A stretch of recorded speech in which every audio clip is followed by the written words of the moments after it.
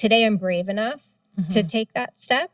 Am I ever going to be 100% sure? No, but today I'm brave enough, and today is going to be the day that I'm going to be brave enough to just try. Yes. And so that's what we did. We were brave enough to say, I think that we have an offering here that doesn't exist elsewhere in the market. I think we know enough based on our own experience. And I think that we can do this, and let's give it a try. And what's the worst that can happen? It doesn't work, and then we find another job.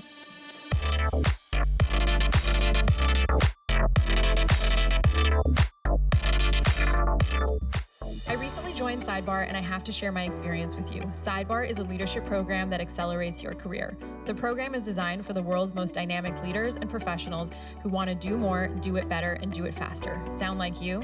It's like having your own personal board of directors made up of brilliant industry leaders. Sidebar found me a great match with a highly vetted and supportive peer group. We meet bi-weekly to discuss my challenges as an entrepreneur and builder. Every call has been impactful, helping me navigate my next steps and blockers.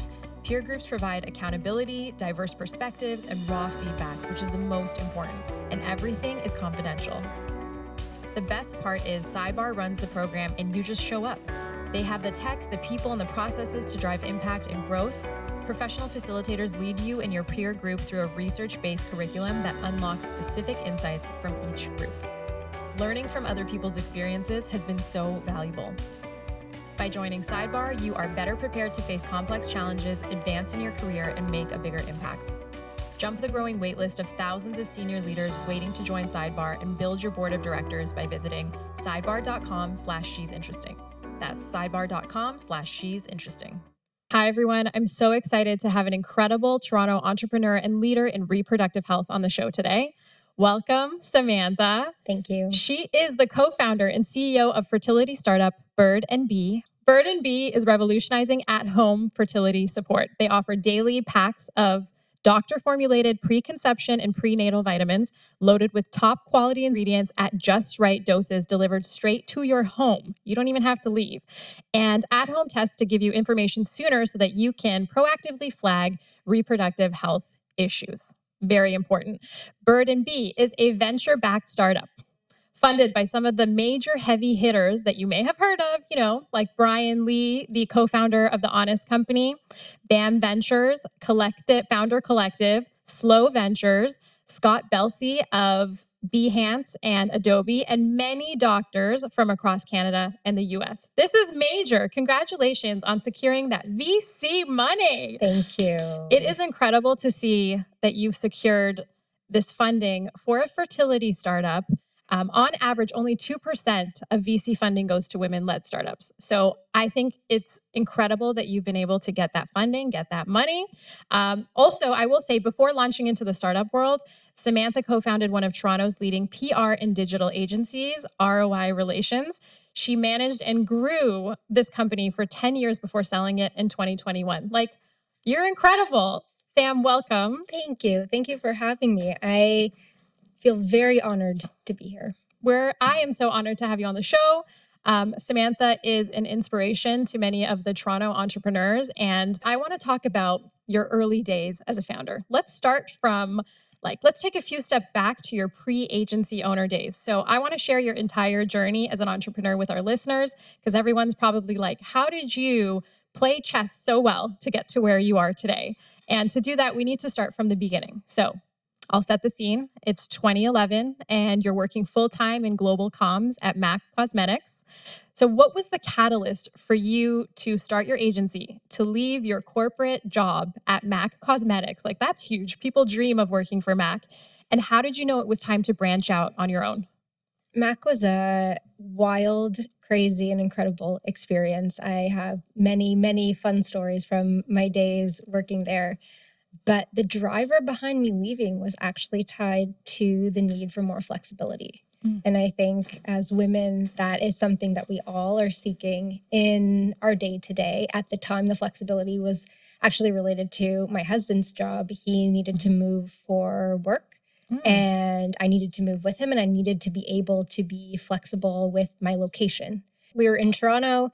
We had to do a year in Boston and then a couple of years in Montreal. Nice. And I needed to be able to work remotely. And I also knew that we were going to be growing our family at some point. And I knew that flexibility was going to be really important. I saw what the day-to-day of a corporate job looked like. And at the time, this is like pre-Zoom. Oh, yeah. I think I had a BlackBerry. And so flexibility didn't look the way that it does today. Was there any fear related to making that decision? Was there ever a moment when you were like, okay, crap, like I'm doing this now, I'm going off on my own? Well, but you did have a co-founder, right? You had a partner. Yes, I had a co-founder, and I think having a co-founder makes everything a lot better. You share the wins, you share the losses, you share the journey, and being able to balance a little bit of that with having somebody take on when you can't, or you take when they can't. It's a lot easier to dive into something, I think, when it's not just all on you. It's really very much like a marriage. Brene Brown actually says in her marriage, her and her husband sit down at the dinner table every day and they say, how much do you have to give? And she'll say, I only have like 20% today. I'm running on empty. And he'll say, okay, I have 40. And if it doesn't come up to 100%, they figure out how to make it work. And I think that is such an interesting way to think about relationships, whether it is a co-founder relationship or your personal relationship. How do you balance that out and communicate with each other that this is all I have to give today? Can you help me out? Yeah. And I think being able to ask for help is a skill. And I think it's something that I'm still learning. For sure. I'm a lot better at it now than I was 5-10 years ago. But I think that, again, as women, I think we're sold this sort of bill of goods where we're told you can have everything, you can do everything, but I don't believe you can unless you ask for help. And so learning how to ask for help is absolutely critical to being able to build anything. Having it all is such a myth, and it sets everybody up for failure. And that's what creates a lot of anxiety and stress, because you're like, why? There's this idea that I can have everything and it's so hard. And so I hate the question of, how do you manage your life and your work, or that balance? I think it's total BS. So I'm going to rephrase that question, because women get asked this kind of shit all the time.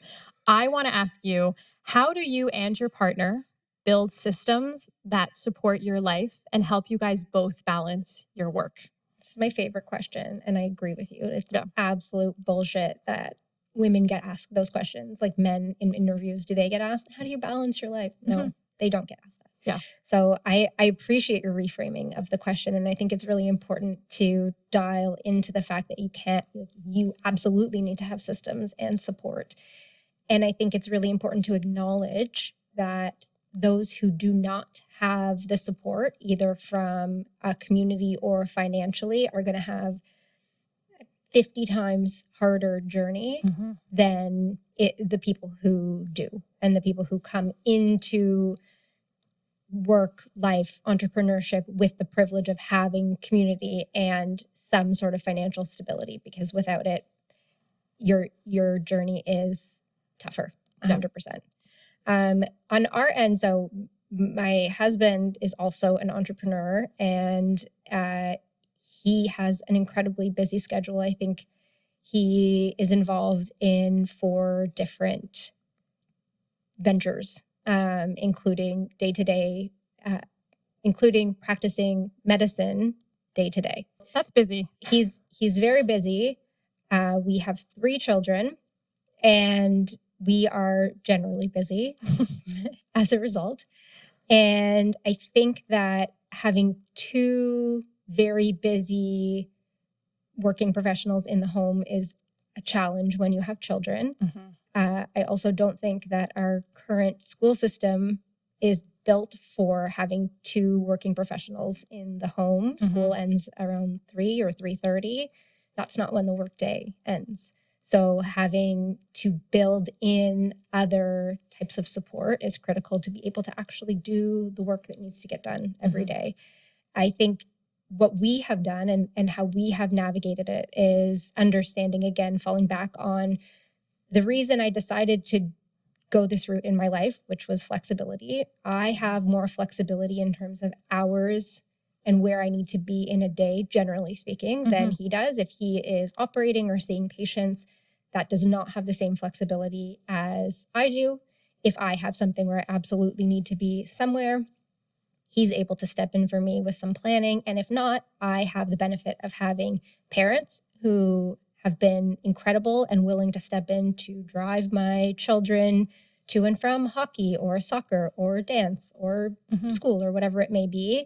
And I also have a nanny, and I have a nanny in my home who supports me every single afternoon with my children, who helps me get them fed and who helps me get them to and from friends' houses.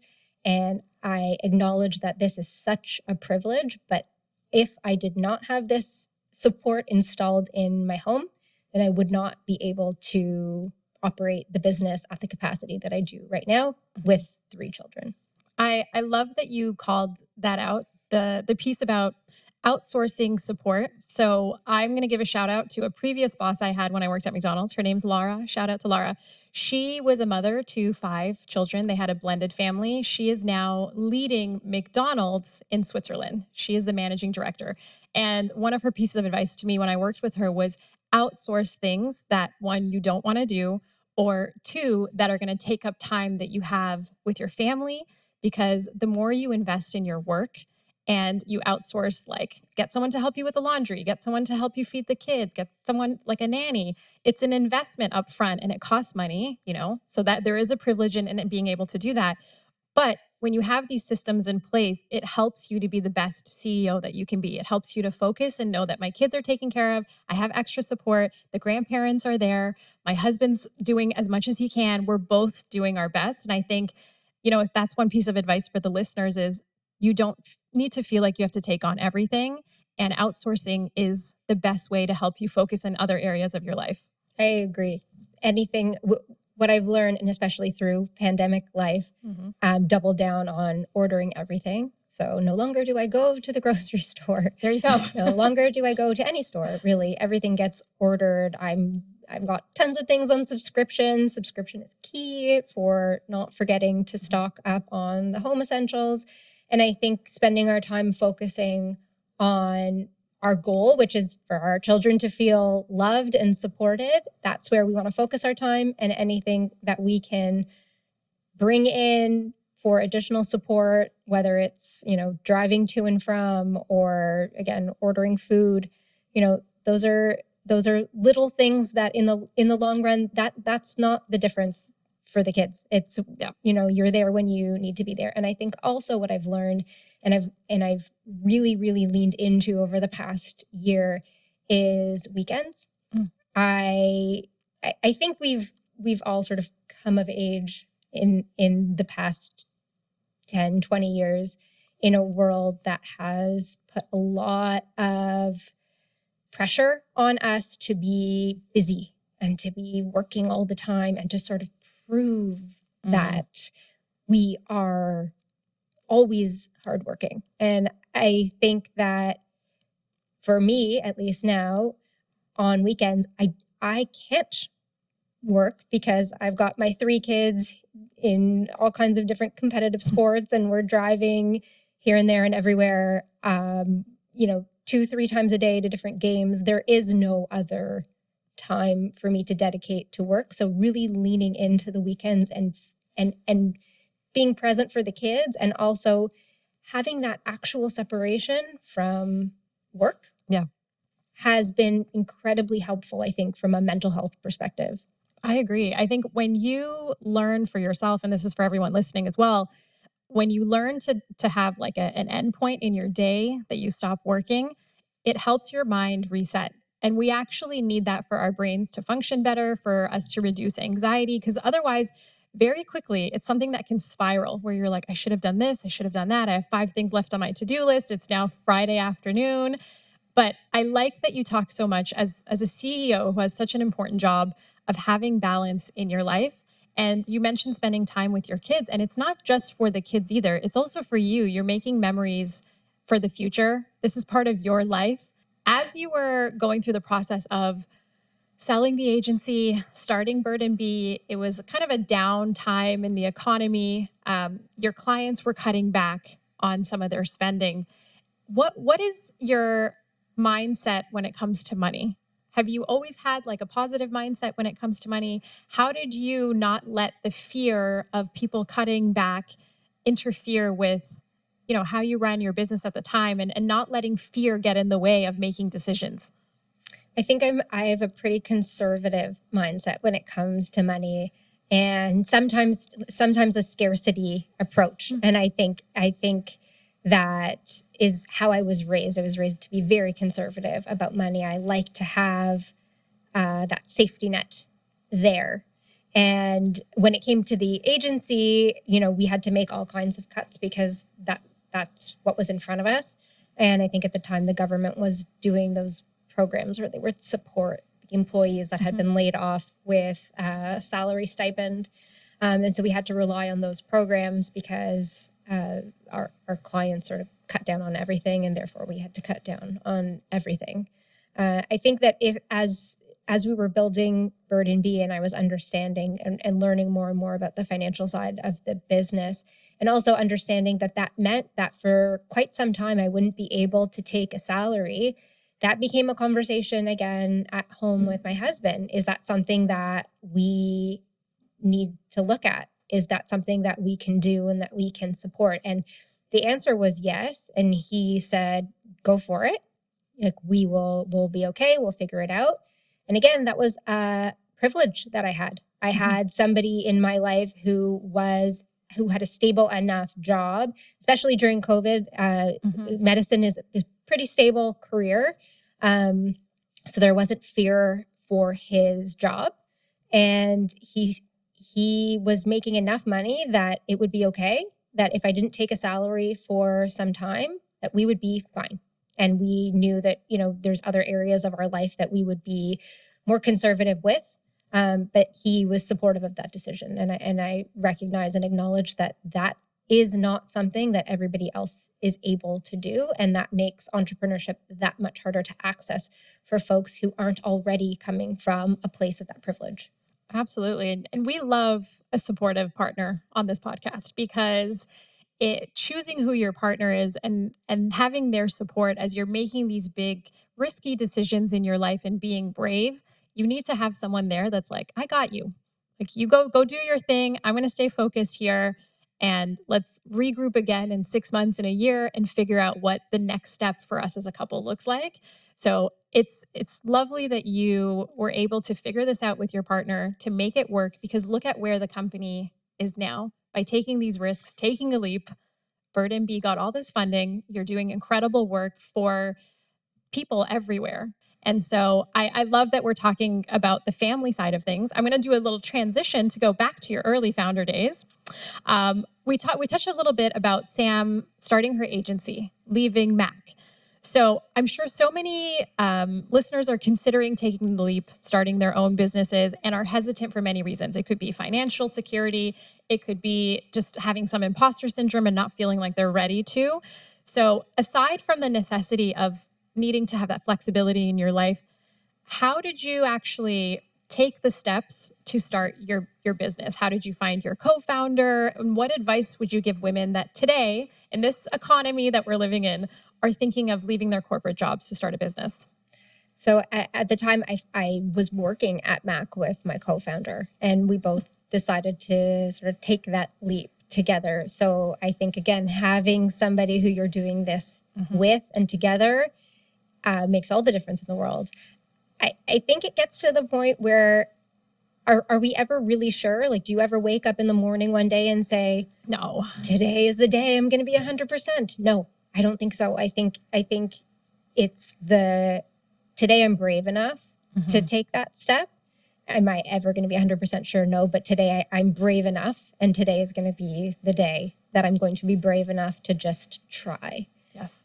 And so that's what we did. We were brave enough to say, I think that we have an offering here that doesn't exist elsewhere in the market.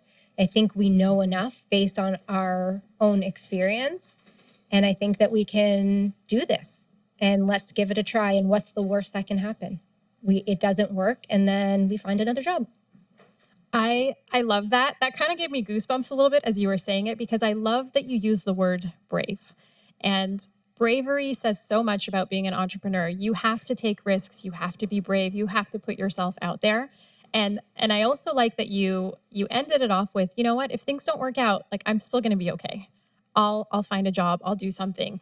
And one thing I really tell myself, and I tell my friends as well, is your worth is not determined by your work.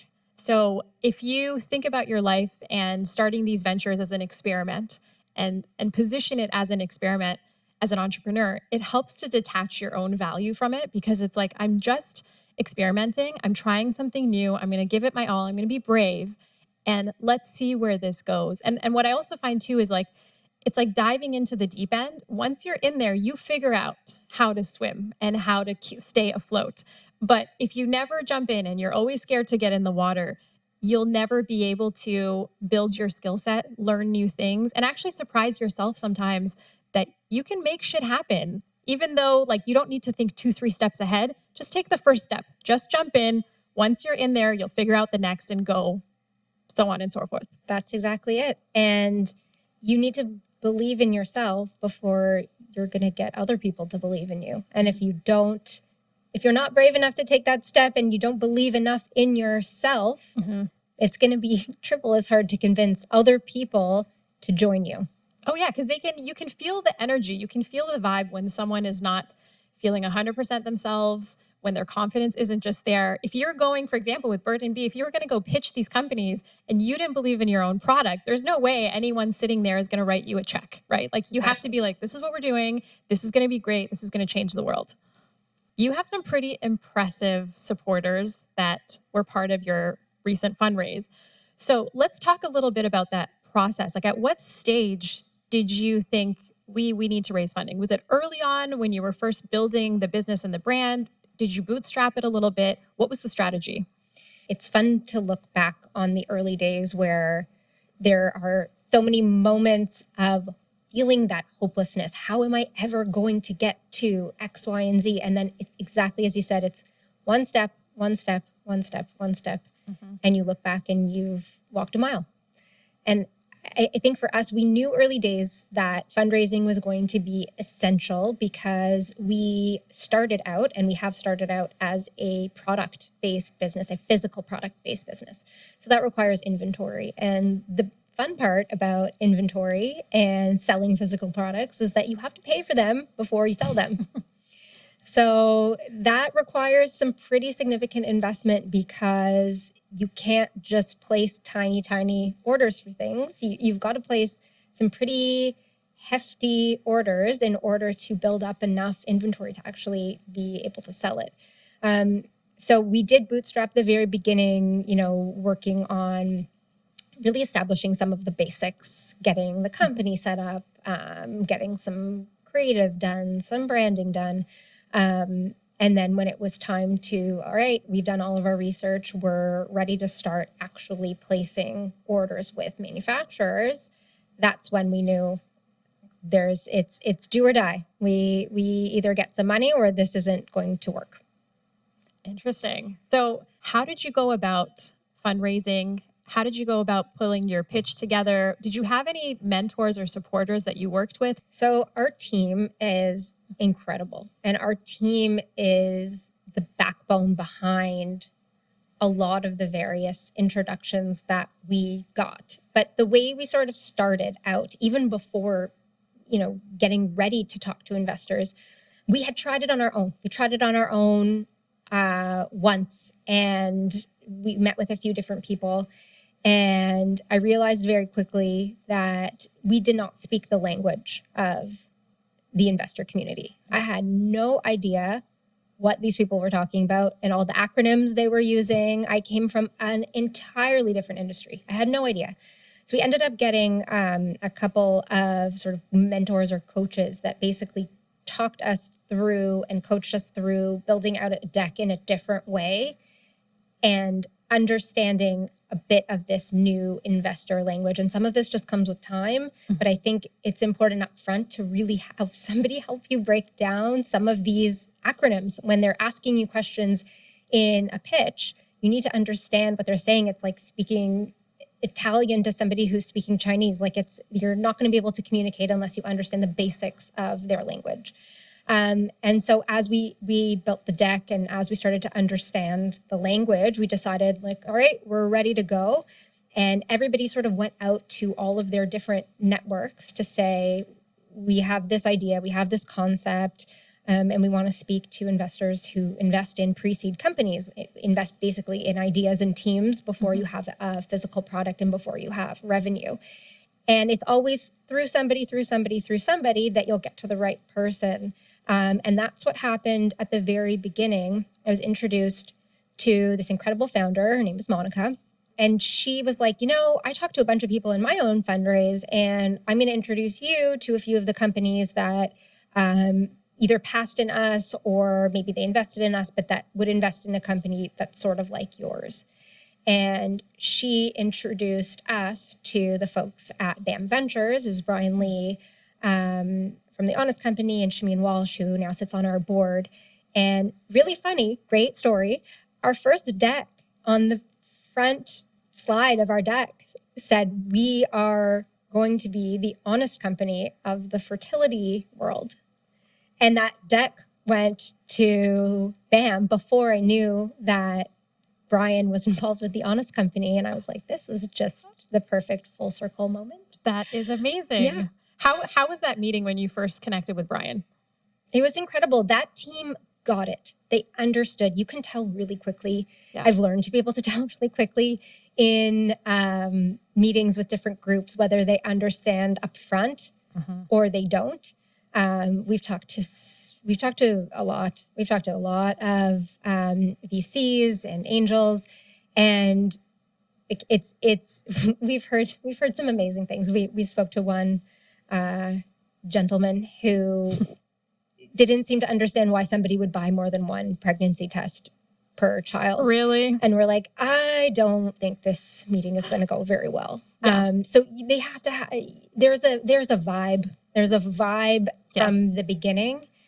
And I think there's a connection element too, but that team got it. They got it. They understood. They could see the marriage of brand, technology, and product, and the future of what we're building now, which is digital. They understood all of this together, and they led our round. And because of them, there was a ton of other people who were interested, and we raised money pretty quickly.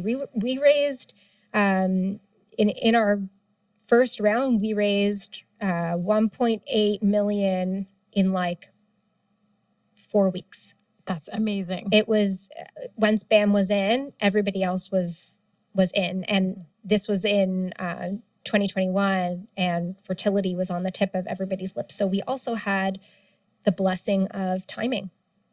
That makes sense. There's so much to be said about that tipping point when everything falls together at the right time. So just for anybody to know, if we go back and look at what happened in 2021, PitchBook data shows that there was over $800 million that was invested across 90 deals globally in the fertility space.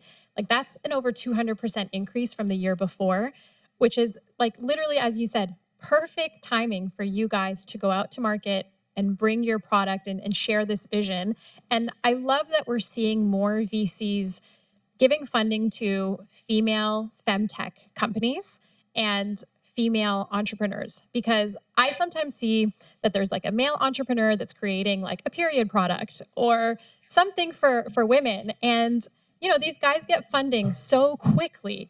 And to me, I'm like, I love that you are being a champion for women and creating these products for women, but I'm certain that there are women who are also creating their own businesses for the needs of other women, and they could use funding as well. I want to get your thoughts on that as a woman founder in a space that's traditionally thought of as like women products, although you do offer products for men as well, male and female.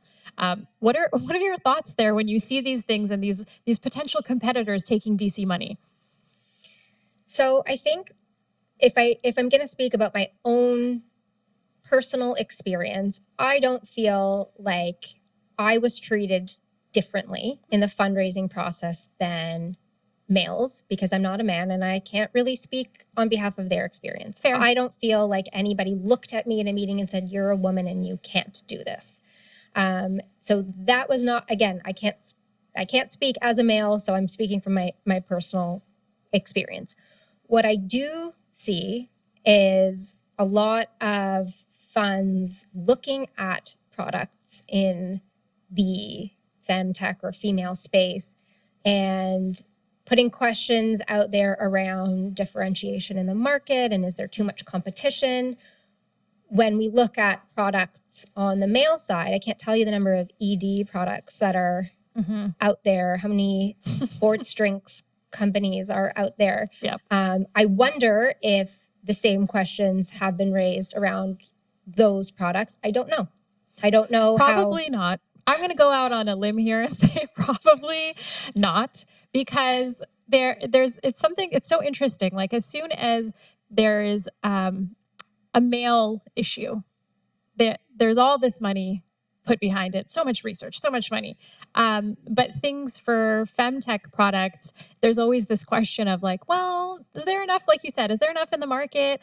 Are we already competing with too many people? And it's like, do you know the population of the women in this world and how many of them need access to these products?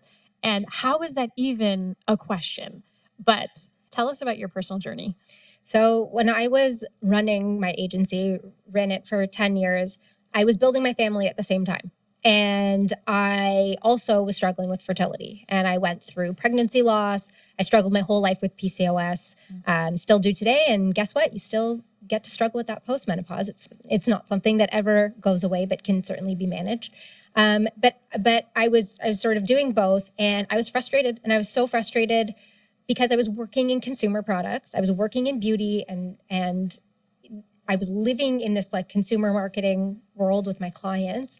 And I was looking at the fertility space because I was in it. And I was like, this is the worst, worst consumer journey ever. The entire space was fragmented. The products that I actually needed that would support me from a clinical perspective were entirely gated by practitioners, but they are not prescription products. So you had to pay $350 per appointment to see a naturopath for them to tell you what vitamins to take. And then they had vitamins that only could be sold at a naturopath's office. They're not prescription vitamins. It was just incredibly fragmented and buying tests from here and vitamins from there. And there also wasn't a focus or enough education surrounding being proactive about fertility health and reproductive health. The messaging, loud and clear, and which we're railing against still today, is try for a year before you see a doctor. But there's a lot of reasons why somebody should see a doctor earlier. And you can do some simple testing to find out if you should see a doctor earlier. But that wasn't known, that wasn't out there.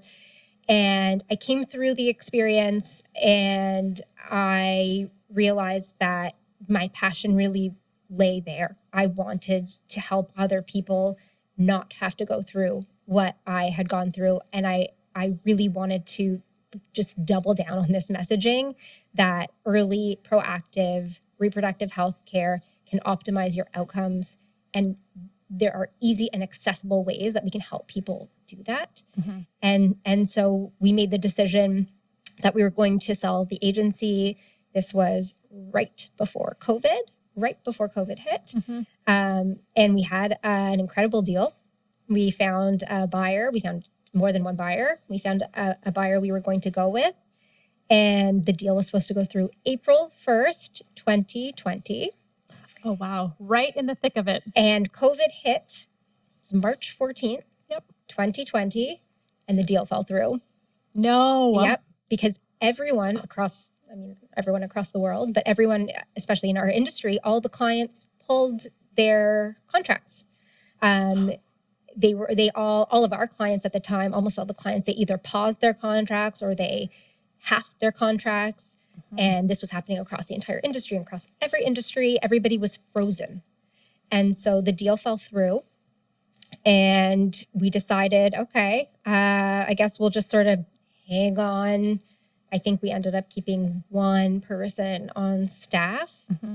And I was working on Bird&Be already. And we hung on through the better part of that year, and then ended up selling the agency in February of the following year. Okay. But the process of sort of hanging on and making sure everything was still okay enough to sell it, and then balancing building a new business at the same time with my kids at home, My God. being homeschooled on Zoom was, it was crazy. It was a crazy time. How did you mentally keep yourself strong and going during that time? I honestly, I think part of me has mentally blocked out an entire year. I remember having a martini every single day at 4:45. Cheers. I used to take my daughter for these long walks. She was so little at the time. I think she was one and a half. And for her afternoon nap, I remember every single day for her afternoon nap, I would take her in the stroller and I would listen to a really trashy audiobook and disconnect from the entire day. And I would just walk for an hour and a half and listen to my books and literally not think about anything else. And I truly believe that was part of my saving grace. And I remember my husband was in the operating room throughout COVID, and I would make him change outside before he came back in the house. So again, his schedule was less flexible. It was nuts, and we didn't have my parents either, because That's right. everybody was scared of everything.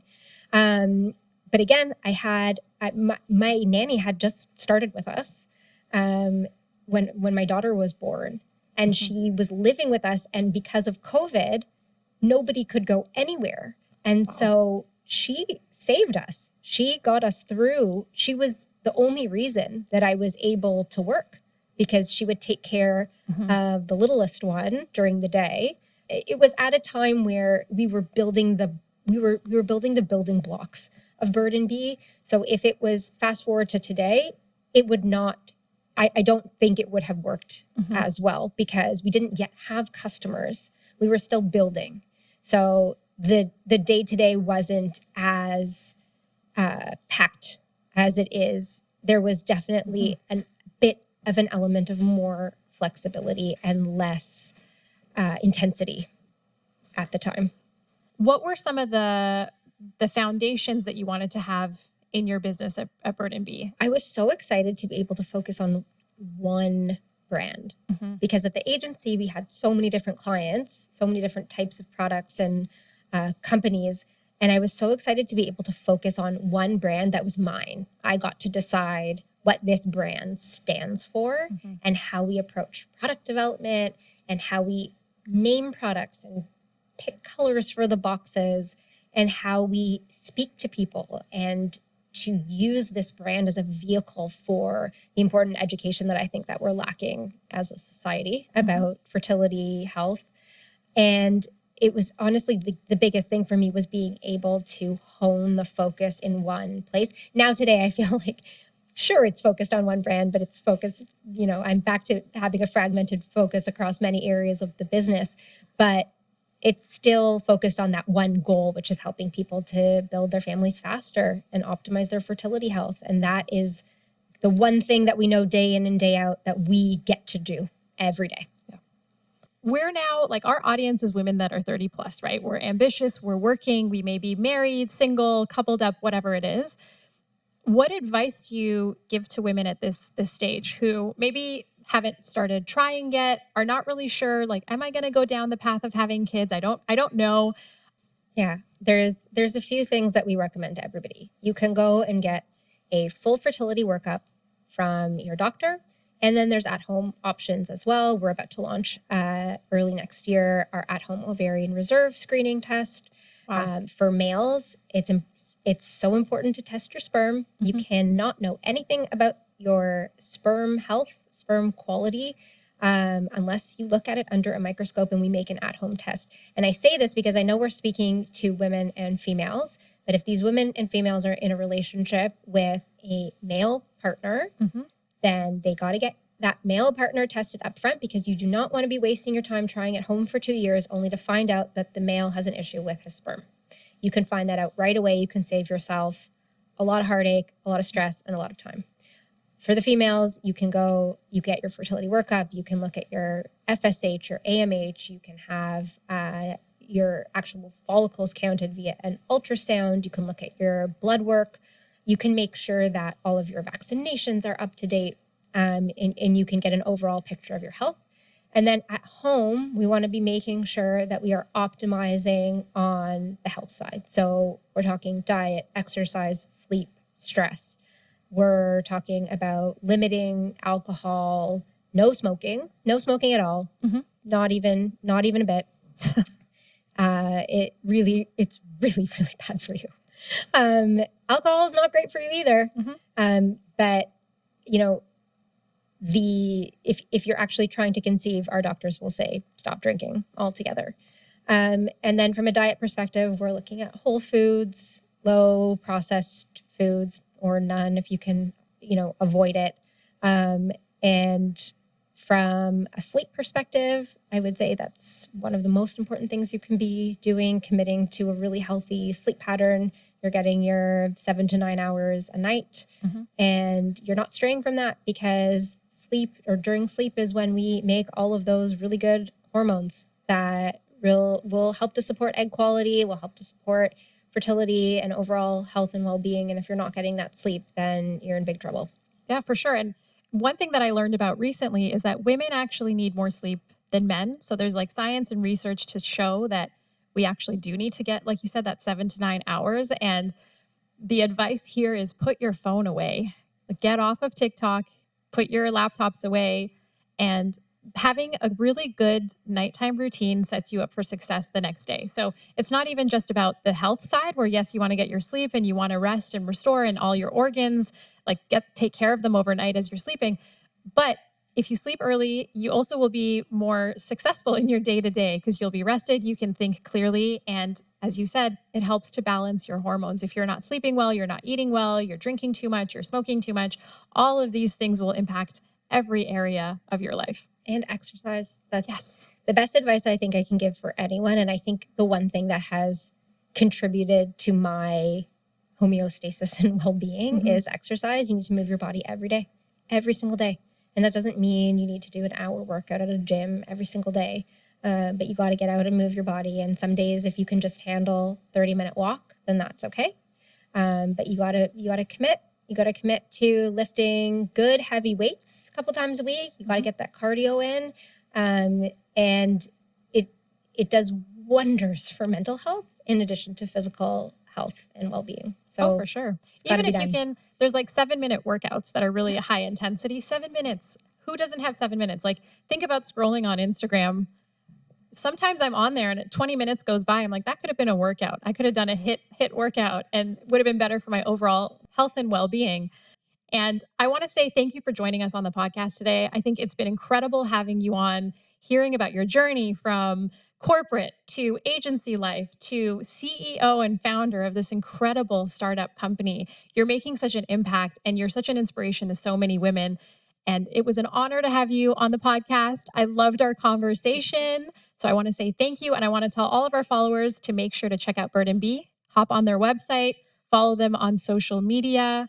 And thanks for joining us today, Sam. Thank you so much for having me and allowing me to talk about the craziness that has been the journey to get to today. And maybe I'll come back and share what the next couple of years looks like. Yeah, absolutely. Always happy to have you back. So thanks again, everyone, for listening and supporting She's Interesting. Be sure to follow us on Instagram, TikTok, and sign up for our newsletter to get more in-depth information on business, money, and well-being for women over 30.